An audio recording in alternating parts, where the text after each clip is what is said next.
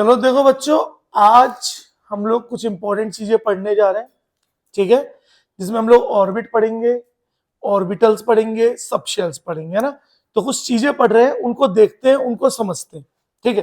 देखो, मैं यहां पे बना रहा हूं एक एटम का स्ट्रक्चर, बहुत ध्यान से देखना।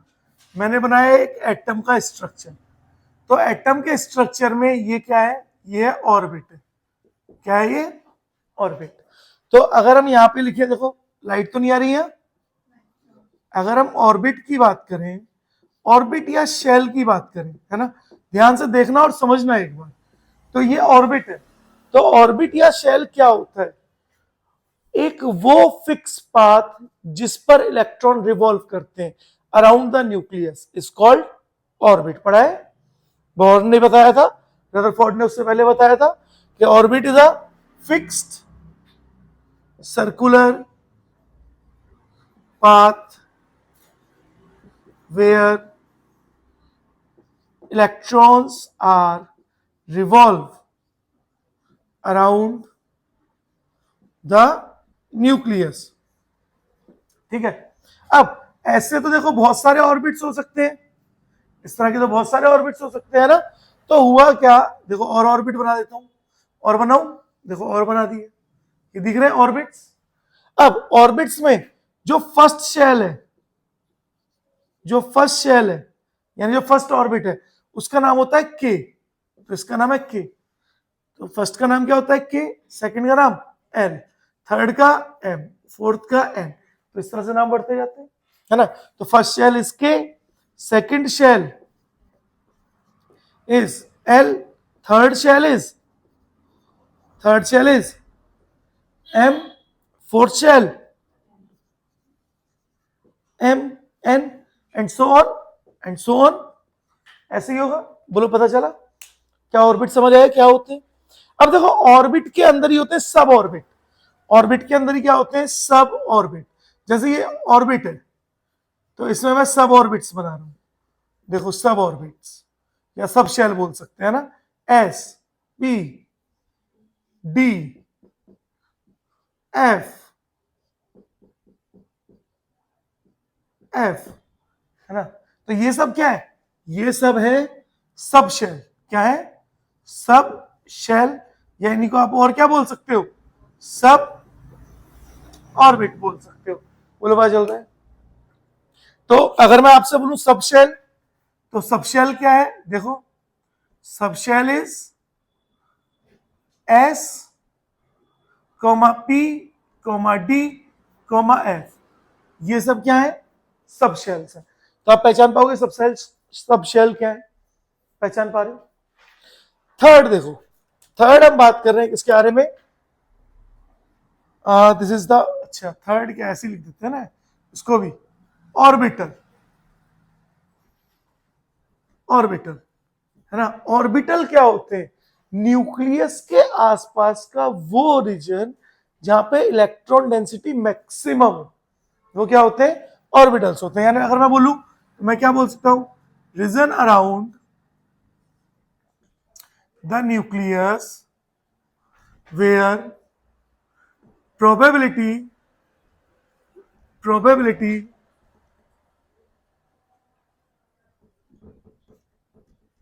probability of finding electron is maximum। अब देखो ध्यान से, ये एस सब शेल है, तो इसमें ये ऑर्बिटल है। तो एस में कितने ऑर्बिटल? एक ऑर्बिटल। पी में कितने हैं? तीन ऑर्बिटल। दिख रहा है? तो ऑर्बिटल क्या होंगे? एस सब शेल में, एस सब शेल। इसका मतलब ये तो पता पड़ गया कि ऑर्बिट या शेल के अंदर क्या होता है? सब शेल। और सब शेल के अंदर कौन होते हैं? Orbital. F s sub shell के अंदर क्या होगा? एस ऑर्बिटल होगा। क्या होगा? S orbital. पता चल रहा है? एस सब शेल को कैसे बनाते हैं? देखो यहां बना के बताता हूं। This is s sub shell. P sub shell में क्या होंगे? तीन ऑर्बिटल होंगे। डी में कितने होंगे? 5। एफ में कितने होंगे? 7। तो एफ सब शेल में एस ऑर्बिटल होगा, यानी एस सब शेल में क्या होगा? एक ऑर्बिटल। वन ऑर्बिटल, एक ऑर्बिटल होगा। बोलो पता चल रहा है? एस सबशेल का शेप कैसा होता है? अगर मैं एस सबशेल की शेप के बारे में बात करूं तो शेप क्या होगा? स्फेरिकल। क्या शेप होता है एस सबशेल का? Spherical. That means S subshell ऐसे होती है, दिख रहा है? अगर मैं सेकंड बात करूं, this is the first, second, p subshell. तो पी सबशेल के अंदर कितने ऑर्बिटल होंगे? 3 ऑर्बिटल, है ना? P x, p y and p z. यानी कितने ऑर्बिटल होते हैं बच्चों? 3 ऑर्बिटल होते हैं। अब p x, p y, p z कैसे है? देखो, ये एक्स एक्सिस है, वाई एक्सिस है, तो दिस इज पी एक्स। तो ये कैसा है? P x. अगर मैं पी वाई बनाऊं तो x orbit, x subshell, y subshell, and this is p y orbital. Same इसी तरह मैं पी जेड बनाऊं तो एक्स वाई और एक्स वाई और जेड, तो this is p z orbital. बोलो पता चला? ये कैसे शेप है? कैसे शेप है ये dumbbell shape, dumbbell shape, dumbbell shape. कैसे शेप है बेटा? Dumbbell shape. पता चला? एक बार इतना नोट करो, देन फिर मैं आपको डी और एफ बताता हूं, फिर यहां से एक बढ़िया चीज और बताऊंगा, है ना? करो जरा नोट फटाफट। चलो तो बेटा आगे बढ़ रहे हैं। देखो, हमने एस ऑर्बिटल पढ़ लिया, पी ऑर्बिटल पढ़ लिया, अब हम पढ़ रहे हैं डी ऑर्बिटल। ठीक है? देखो, हमारा थर्ड है D orbital. Third is D orbital. जब भी हम डी ऑर्बिटल की बात करेंगे तो हम किसकी बात करेंगे? डी सबशेल की बात कर रहे हैं। तो देखो, डी सबशेल, डी सबशेल के अंदर आपके होते हैं 5 ऑर्बिटल। कौन से होते? कितने होते हैं ऑर्बिटल? 5। कौन कौन से? देखो, ये डी सबशेल है, 1 2 3 4 और 5। एक होता है डी एक्स वाई, दूसरा होता है डी वाई जेड, थर्ड होता है डी एक्स जेड, फोर्थ होता है d x square Y square, and the fifth one is D Z square. 5 orbital होते हैं। अगर हम पांचों ऑर्बिटल को बनाए तो देखो, सबसे पहले शेप की बात करते हैं। शेप कैसा होता है? शेप होता है डबल डंबल शेप, है ना? क्या शेप है? Double dumbbell shape. अब कैसे बनेगा? देखो, एक तो हम बना रहे हैं यहां पर एक्स एक्सिस, वाई एक्सिस, एक मिनट, एक्स एक्सिस और y axis, this is D x y, है ना? दूसरा हम बना रहे हैं वाई एक्सिस और जेड एक्सिस, तो वाई और जेड एक्सिस है, तो कैसा शेप बनेगा? ऐसा। थर्ड हम बना रहे हैं, उस साइड का मिटाता हूं जरा,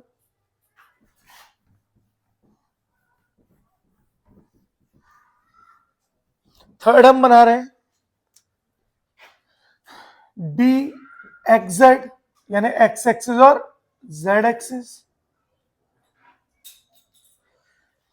D x Y, D Y Z और डी एक्स जेड। उसके बाद हम बना रहे हैं D x square Y square, तो this is X axis and Y axis, तो this is D x square Y square. और फिर हम बना रहे हैं लास्ट डी जेड स्क्वायर, ये जेड एक्सिस है, this is D Z square. दिख रहा है? तो हमारे ऑर्बिटल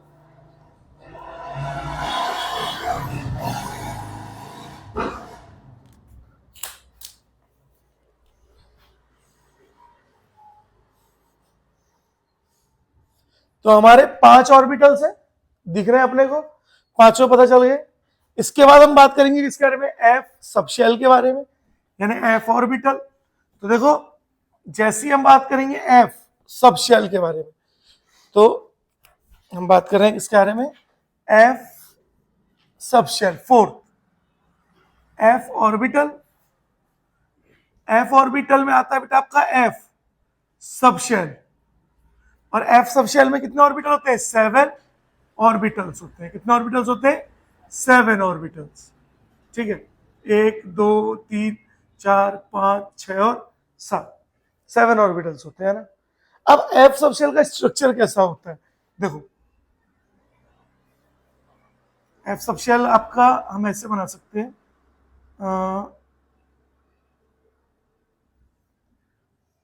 देखो इस तरह से स्ट्रक्चर होता है एफ सबशेल का। ठीक है, देखो अगर मैं यहां से ऐसे बना दूं तो क्या फूल जैसा लग रहा है? अगर इन एक्सिस को इतना छोटा छोटा कर दूं तो देखो कैसा लग रहा है? फूल जैसा लग रहा है।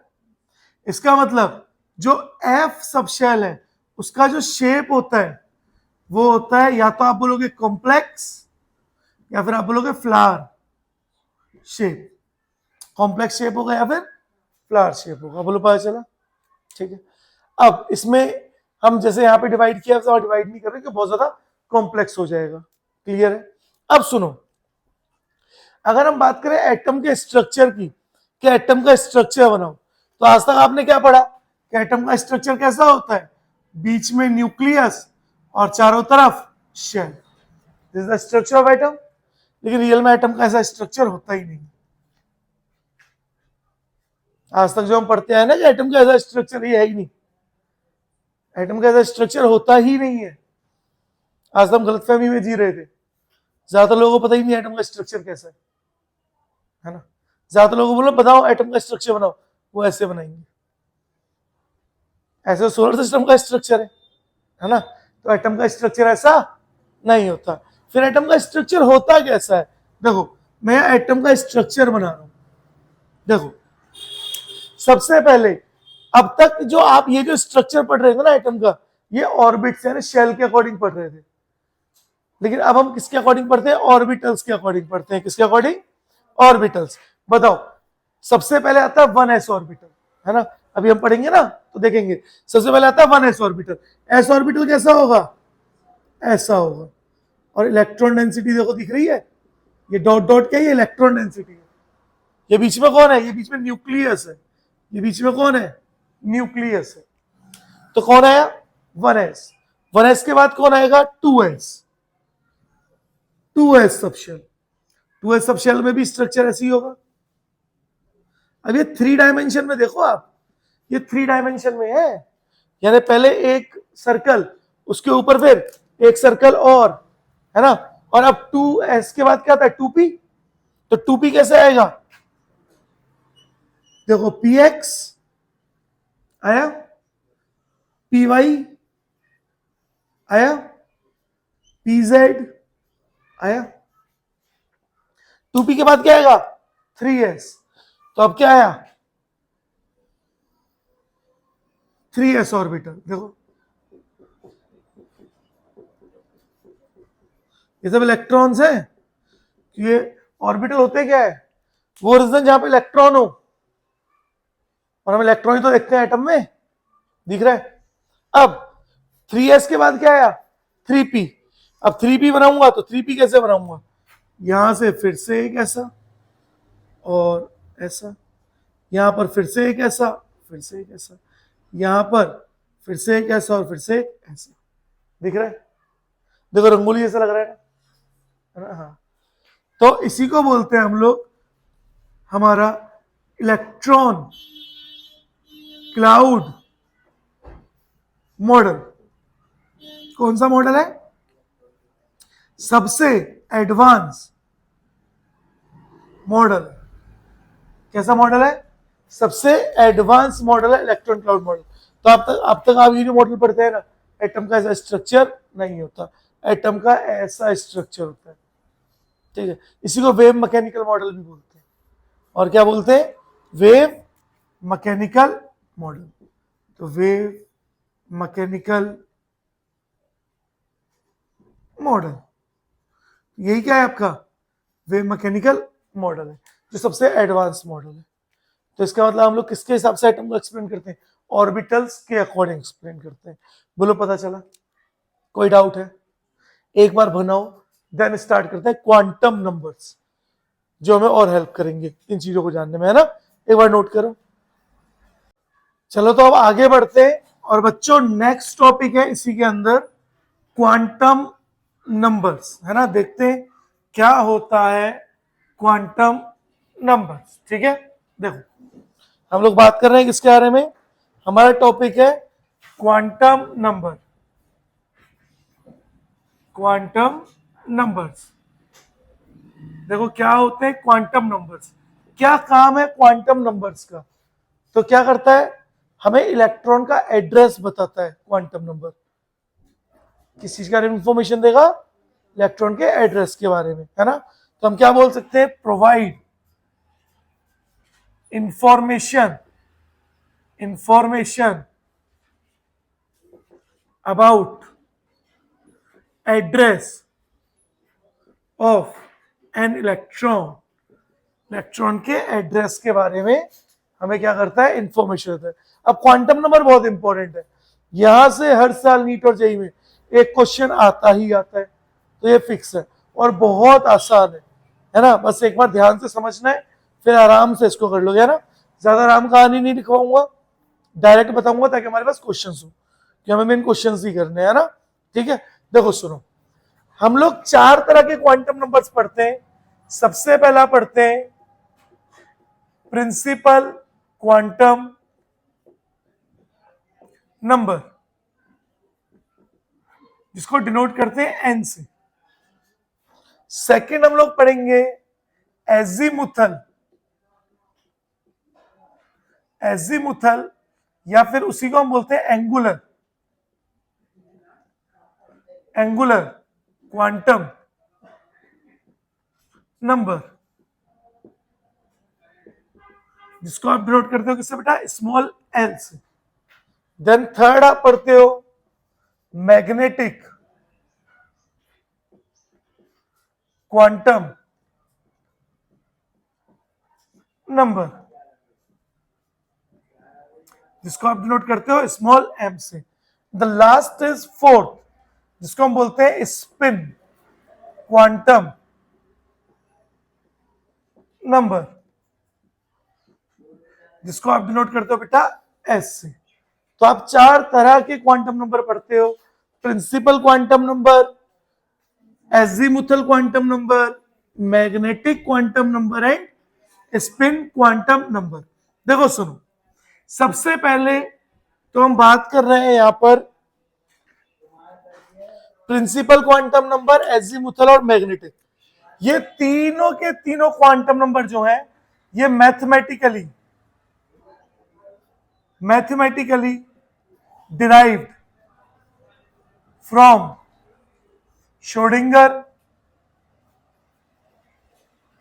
Schrödinger's wave equation. ये तीनों के तीनों श्रोडिंगर वेव इक्वेशन से मैथमेटिकली ड्राइव्ड है। लेकिन सिर्फ स्पिन क्वांटम नंबर जो है, ये थ्योरेटिकली एक्सप्लेन्ड है ना। ये क्या है, थ्योरेटिकली एक्सप्लेन्ड है। यानी आपसे ये पूछा जा सकता है कि कौन सा क्वांटम नंबर थ्योरेटिकली एक्सप्लेन्ड है, तो कौन सा क्वांटम नंबर है, स्पिन क्वांटम नंबर। बोलो आसान है। चलो अब सबसे पहले हम बात कर रहे हैं किसके बारे में, सबसे पहले हम बात कर रहे हैं principal quantum number, principal quantum number denoted by small n. अब प्रिंसिपल क्वांटम नंबर का क्या काम है, इट गिव्स, देखो इट गिव्स इंफॉर्मेशन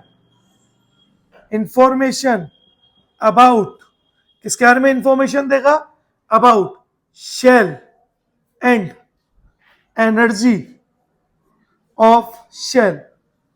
यानी ये क्या बताता है, शेल या फिर शेल की एनर्जी के बारे में, ठीक है, पता चल रहा है। जैसे n इक्वल्स टू 1 है तो कौन सी सब शेल, कौन सी शेल, फर्स्ट शेल यानी k। n इक्वल्स टू 2 है तो l, n इक्वल्स टू 3 है तो m, n इक्वल्स टू 4 है तो n, है ना। तो ये क्या करता है, ये हमें इंफॉर्मेशन देता है किसके बारे में, शेल के बारे में इंफॉर्मेशन देता है। चलो देखो सेकंड बात कर रहे हैं हम लोग किसके बारे में, azimuthal azimuthal quantum number, azimuthal quantum number denoted by small L. देखो सुनो, एजीमुथल क्वांटम नंबर पे किसके बारे में इंफॉर्मेशन देगा? Provides the information about subshell. ठीक है, तो क्या करता है azimuthal quantum number? Provides the information about sub shell. किसके बारे में इंफॉर्मेशन देगा? सब शेल के बारे में। कैसे? अगर एल की वैल्यू 0 है तो हमेशा याद रखना कौन सी सब शेल होगी? एस सब शेल होगी, है ना। अगर एल की वैल्यू 1 है तो कौन सी सब शेल होगी? P sub shell. बेटा अगर ये बात नहीं याद तो नहीं हो पाएगा। एल की वैल्यूज पता होनी चाहिए। 0 मतलब एस सब शेल, 1 मतलब P sub shell. L equals to 2 का मतलब डी सब शेल, है ना। एल इक्वल्स टू 3 मतलब एफ सब शेल। पता चल रहा है? तो इस तरह से हमें सब शेल पता होनी चाहिए, पहली चीज। दूसरी चीज, जो वैल्यू ऑफ एल है, वैल्यू ऑफ एल जो है वो हमेशा क्या होगी?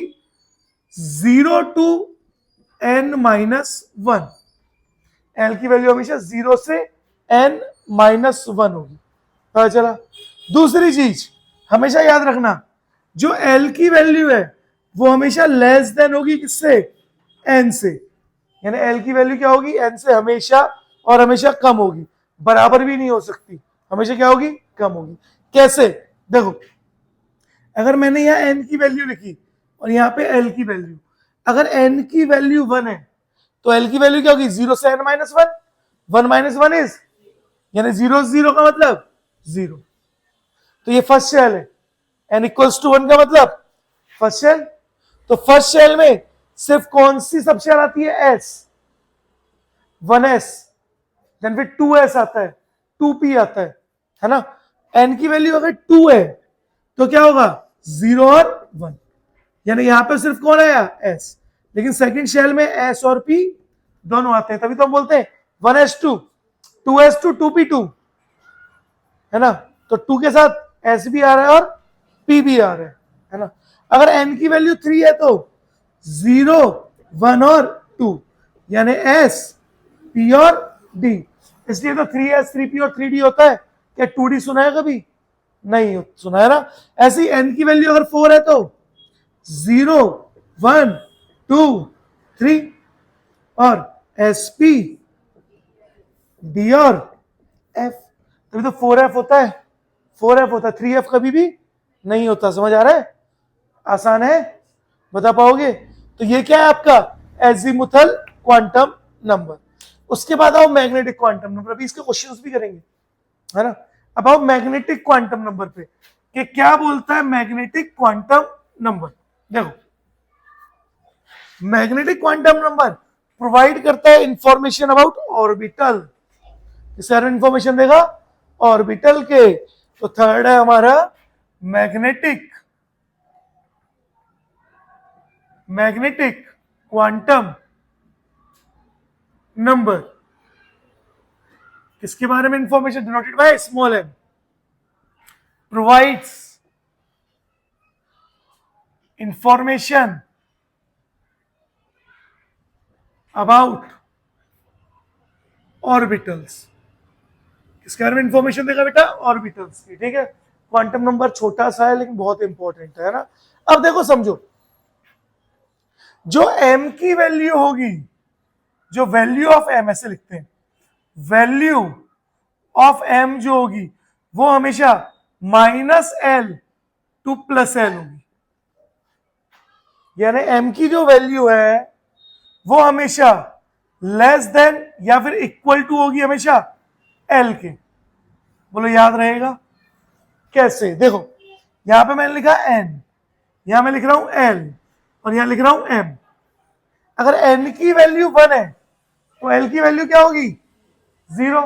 m की वैल्यू भी 0, क्योंकि -l से +l है ना भाई, है ना। इसका मतलब s सबशेल, s ऑर्बिटल, है ना।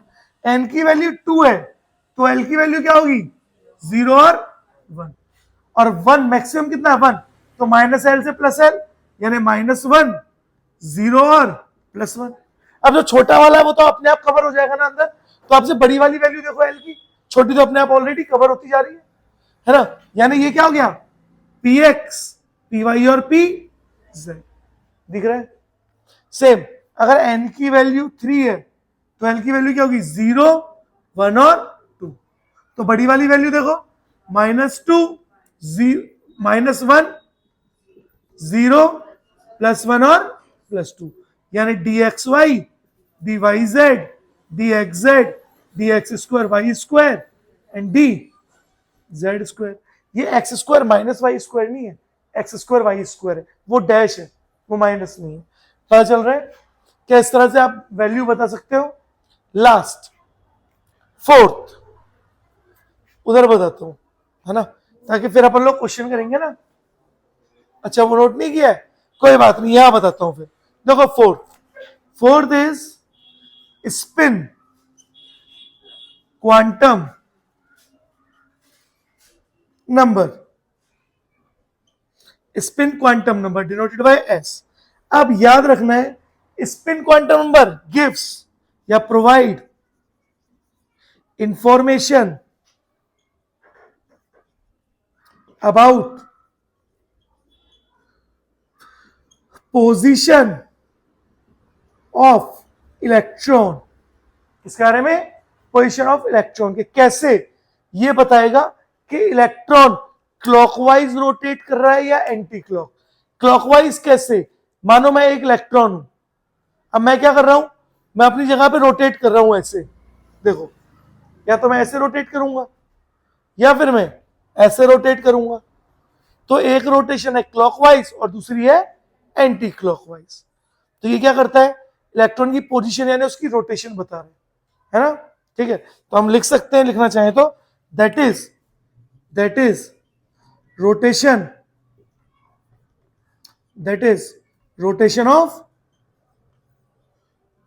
Of electron. अब इलेक्ट्रॉन दो तरह से रोटेट होगा, या तो रोटेट होगा क्लॉकवाइज जिसको आप बोलते हो अप स्पिन, और क्लॉकवाइज को डिनोट करते हो बेटा +½ से, ठीक है। या फिर आप कैसे डिनोट करोगे, ऐसे डिनोट करोगे। दूसरा क्या होगा एंटी क्लॉक वाइज, यानी इसको क्या बोलोगे डाउन स्पिन, इसको कैसे डिनोट करोगे -½ से, या फिर डाउन एरो, हाफ एरो है डाउन, ठीक है। बोलो पता चला। तो ये सिर्फ क्या बताएगा रोटेशन, कि इलेक्ट्रॉन क्लॉकवाइज रोटेट हो रहा है या एंटी क्लॉकवाइज रोटेट हो रहा है। बोलो पता चला। अगर आपको इतना पता है ना, दैट मीन्स अब आप क्वांटम नंबर के सारे क्वेश्चन कर दोगे, बस इतना पता होना चाहिए ना, ठीक है। एक बार नोट करो, फिर कुछ क्वेश्चंस कराता हूं, करो जरा नोट। चलो कुछ क्वेश्चंस करते हैं बच्चों, देखो कुछ क्वेश्चंस कर रहे हैं जरा। मेरा क्वेश्चन है, देखो which of the following is not permissible. मेरा क्वेश्चन है which of the following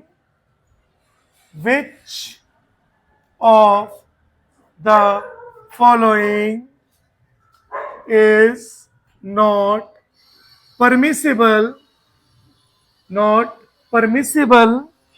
not permissible arrangement of electron in an atom, ठीक है।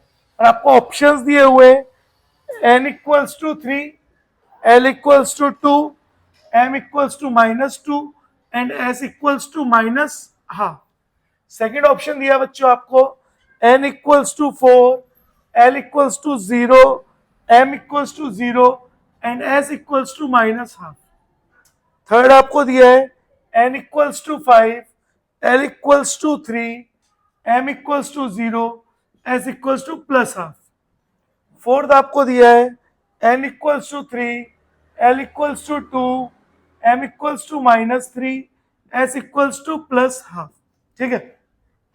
तो ये चार ऑप्शन है, आप बताओ कौन सा अरेंजमेंट जो है वो परमिसेबल नहीं है, पॉसिबल नहीं है। देख के पता पड़ रहा होगा। तो देखो क्या है आंसर, आंसर है ऑप्शन नंबर फोर्थ। क्यों फोर्थ है, देखो हमें क्या पता है, एन और एल में एन की वैल्यू हमेशा एल से ज्यादा होगी, और एल और एम में वैल्यू या तो एम की बड़ी होगी, वो सॉरी छोटी होगी, या एल के बराबर होगी। तो देखो एम की वैल्यू तो एल से क्या हो गई, बड़ी हो गई। क्या एम कभी एल से बड़ा हो सकता है, नहीं हो सकता। That mean option number fourth is the answer. एक क्वेश्चन और दूं, चलो एक क्वेश्चन और देता हूं। मेरा क्वेश्चन है maximum number of electrons in a sub shell. मेरा क्वेश्चन है maximum number of electrons, maximum number of electrons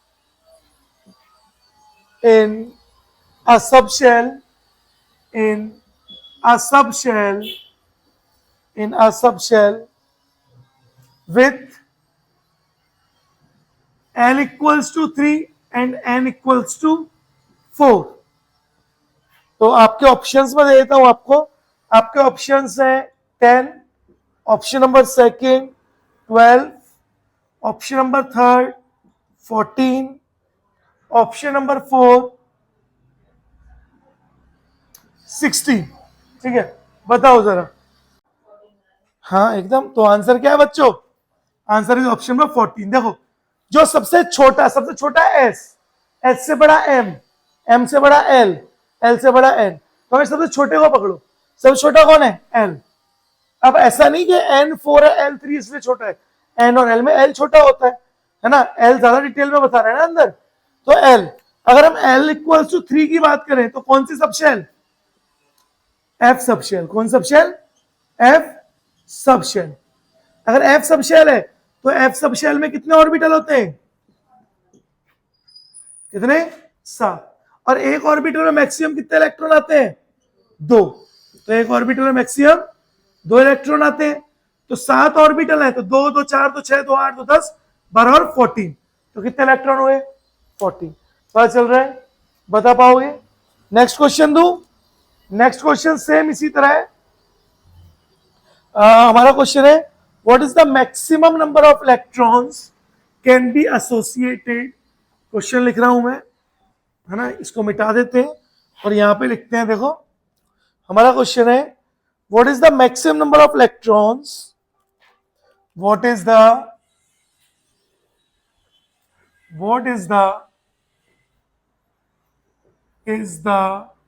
maximum number of electrons associated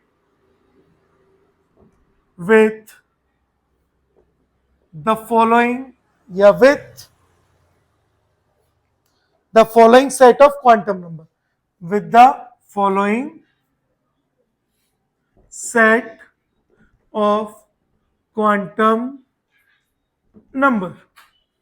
और आपको सेट दे रखा है n equals to 3, n equals to 3, l equals to 1 and m equals to -1।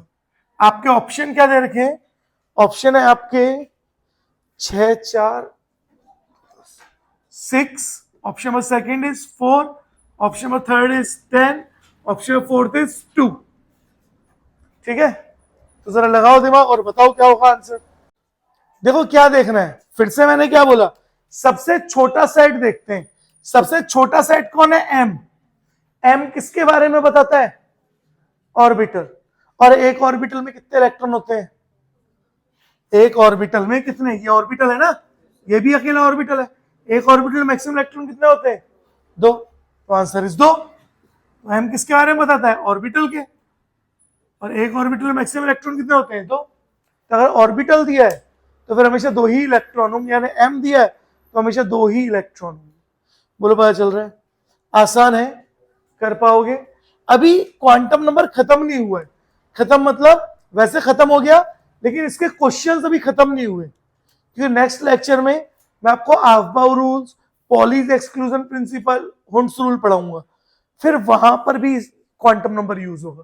तो जब वो पढ़ाऊंगा तो फिर क्वांटम नंबर को लेके कुछ क्वेश्चंस और करेंगे, है ना। तो चलो आज इतना ही करते हैं, आप लोग नोट कर लो।